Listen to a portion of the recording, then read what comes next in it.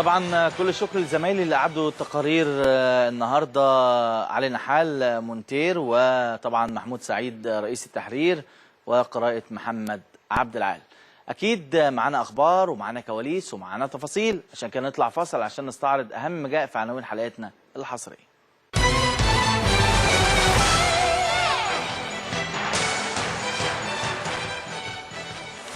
اول اخبارنا النهارده الخبر يعلن كواليس جلسه طاهر ويول.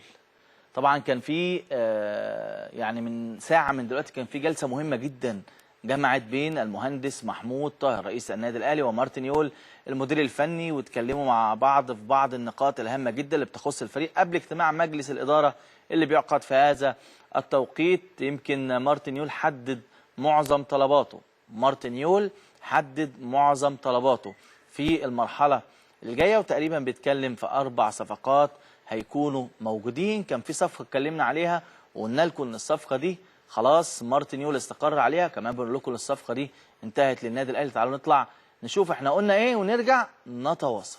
مارتن يول يحسم صفقه وسط الملعب الجديده. صفقه في وسط الملعب النادي الاهلي خلاص بيحسمها واقترب من حسمها.